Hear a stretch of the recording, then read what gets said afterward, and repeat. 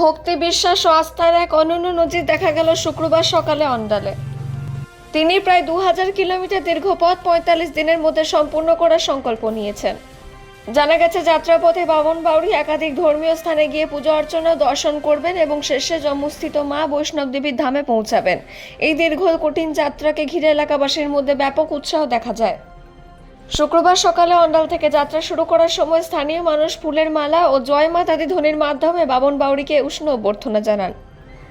সকলেই তার সফল ও নিরাপদ যাত্রার কামনা করেন। বামন বাউরি জানান, মা বৈষ্ণব দেবীর আশীর্বাদ ও কৃপায় তিনি এই কঠিন যাত্রা শুরু করেছেন। তার কথা, এটি শুধু একটি সফর নয়, বরং তার গভীর ভক্তি ও বিশ্বাসের প্রতীক। এলাকার বহু মানুষ এই উদ্যোগের প্রশংসা করে বলেন, বর্তমান সময়ে এত দীর্ঘ পথ পায়ে হেঁটে ধর্মীয় যাত্রা করা সত্যিই অনুপ্রেরণাদায়ক। অন্ডাল জুড়ে এই পদযাত্রাকে কেন্দ্র করে দিনভর চর্চার পরিবেশ তৈরি হয়। অন্ডাল থেকে অজিত মিশ্রা, রিপোর্ট নিউজে।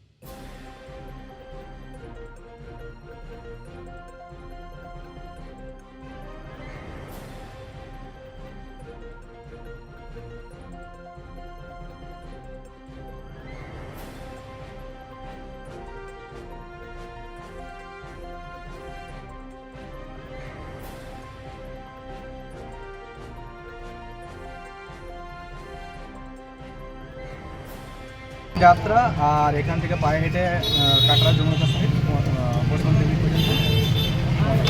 কত কত জায়গা ভ্রমণ করবে এটা? এর মধ্যে 9টা রাজ্য আছে, যেটা যের মধ্যে কাশী বিশ্বনাথ, অযোধ্যা রাম মন্দির, golden temple, Punjab, Pakistan border, শেষ পর্যন্ত কাটরা।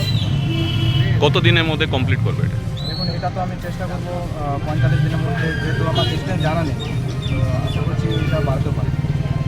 তোমার নাম? বামন বাউরি।